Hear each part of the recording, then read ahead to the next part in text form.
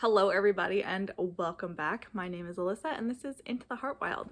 And today I am bringing you guys my top 10 favorite sci-fi book covers. Now my collection is still a baby collection when it comes to sci-fi. I have about 30-ish sci-fi books. So bear in mind, I didn't really have a lot to pick from because I'm not always impressed with sci-fi covers, but I do feel like they are there are some that are eye-catching, and these are ones that I do genuinely really do love and everything. But for the most part, I do know that I have a struggle with sci-fi covers. And yeah, so with that said, let's just jump right on into this. Coming in at number 10, and this might surprise some people if you have watched my video where I was like, I don't like these covers. I don't like font covers. But The Past is Red. And I said, sometimes font covers do work. And I feel The Past is Red is one of those covers where it works because if you actually get up close on the word red, it's spelled out in heaps and piles of junk. Now, if you know the basis of the story, the entire world has been overrun with water, and all that's left are these junk barges all over the place that people live on. So it makes sense, and I feel it works out in its favor. But on top of that, it catches your eye and it makes you go, why is the word red made with piles of garbage? Like, what is going on? And this is one of the few occasions where I feel like font-based cover worked in the favor of the book, because most of the time I don't think they do. So that's number 10. Okay, coming in at number 9 is Fugitive Telemetry by Martha Wells. This is the sixth book in the Murderbot Diaries. First of all, I just want to say I love all the covers for Murderbot. I think they're all amazing. But with this one, I really like being able to see the other robot. I like robots. So being able to see both Murderbot plus another robot that is in the story. I like seeing the idea design brought to life behind the robot, because yes, the robot is in the book. And I kind of just like the attitude, like he looks like he's getting ready, oh, I gotta go and fight, and I like that. And then there's just Murderbot next to him, walking along, yeah, let's do this. And I don't know, it's fun. It's interesting because a lot of the other covers focus on scenery designs and whatnot, but this one, it's here's two characters that are in it, yeah, but I really like the robot design. I think it looks interesting. Coming in at number 8 is Ronin it's a Visions novel from the Star Wars world of books. I like the Japanese feels that are going on in it. I like the focus on just the Ronin in general. I like how we can see him using his lightsaber as a katana. I'm just really digging the Japanese vibes that they used for the cover, because it's very fitting for the title, and I haven't read it, so that's all I know. I did watch the short though, so I know it has an entire Japanese vibe to it and everything, but it's pleasing to look at. And number 7 is The Expert Systems Champion. This is book 2 of a duology by Adrian. I can't. Every time I try. Tchaikovsky?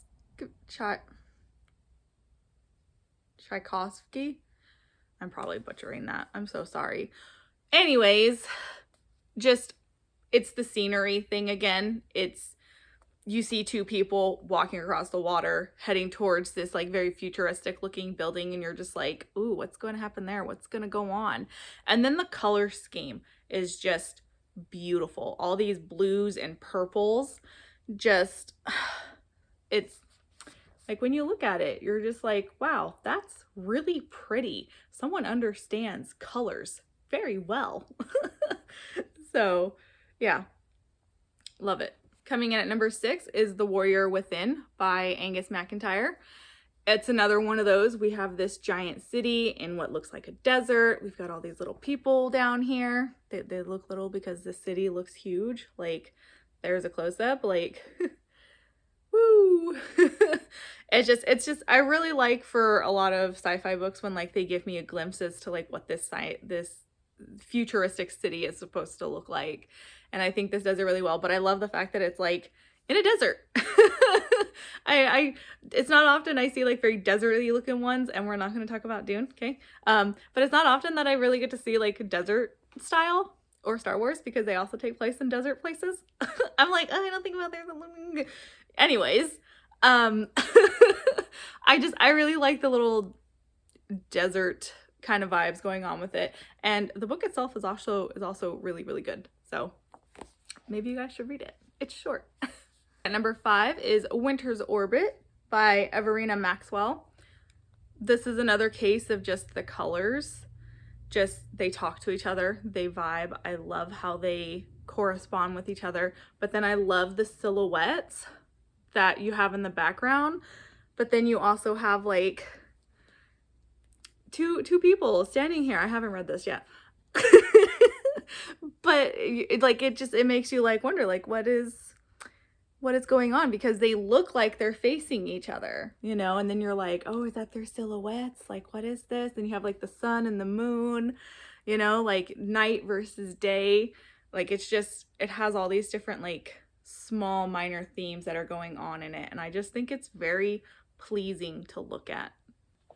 Number 4, we have The Expert Systems Brother. This is the first book to The Expert Systems Champion. This is just, I saw a giant tree and was like, I love it. And once again, we've got like people walking towards said giant tree, but then like when you get close, the tree has like these futuristic bits to it. So you're like, oh, is it a building that's designed to look like a tree? What? Which I have read this one. So is it a futuristic building designed to look like a tree? But it's just like, because like each one in the background, they're all just kind of doing that. It's intriguing. It grabs your mind and it makes you think like, what is going on? And that's what I think really sells an illustrated cover. Coming in at number 3, Sea of Rust by C. Robert Cargill. I have read this one, guys, and I love it. But I think just with the title Sea of Rust, and then you look down here and you just see like this barren wasteland of robot parts, and you see this hand like coming out and everything, and you're just like, oh, is that what they mean, a sea of rust? Is it just like this like massive field that looks like a sea just full of like robot parts? And it grabs you, and I love how like you get like this rusted look, as if like, you know how like when you see like a sea ship and it's rusted and everything, and you get those shades and those colors perfectly captured right here on this portion of it. But I really just love that there is like this sea of mechanical parts laying around at the bottom, but that hand, that robotic hand shooting out, I'm just like and like having the halo of the light, the sun, who knows what. I know what, because I've read it, but it just, I love it. It talks, and I like that. Coming in at number 2, On the Winds of Cassus by T.A. Bruno. Look at the bird! Look at I told you guys, I love giant birds, and I love the ocni that are in this book, okay? But I mean, aside from just loving this book series in freaking general, okay, go read this book. I love the covers. Like the first cover is great. The third cover is also amazing. That one gives me bad vibes. I'm like, bad things are happening in that one. All that red. But this bird, I'm sold. I'm sold. Even if I had never read this book series, that would have sold me. But I love the fact that we get to see, you know, the planet as well. We get to see our two characters there, you know, just, I'm sorry, it's mostly the giant flying bird. Okay, that's what does it for me with this cover. I love so much about it. Overall, it's a great one and an amazing series, and you guys need to read it. And then coming in at number 1, Empire of Silence by Christopher Rocchio. I saw this book on bookshelves and I was like, sir, I'm in love with you. I don't know anything about you. I don't know who you are, what your name is. I don't know if you're a good guy or a bad guy, but I'm in love. It sounds like such a silly reason to love this cover, but I don't know what it is honestly about it, aside from the fact that like I just look at this character and I'm just like, I want to know your whole life story. And I've read the first 50 pages. And I plan on finishing it at some point because I own the rest of the series, except for book 4. I haven't gotten it yet, but I will. But even after looking at the other covers, because the other covers are just as great. This one though, every time I look at this picture of him, I'm just like, I like the way you look, sir. I don't know why, I just do.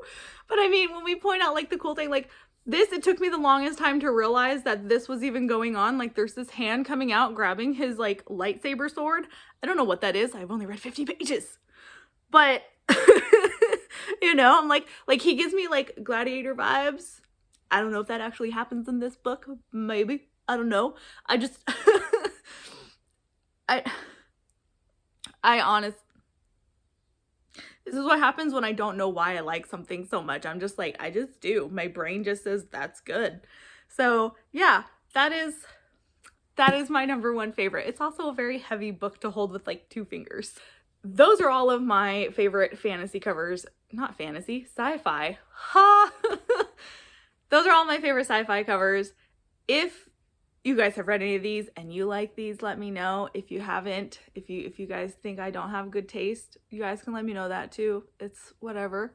I'm a big girl. I can handle it. So until next time, bye.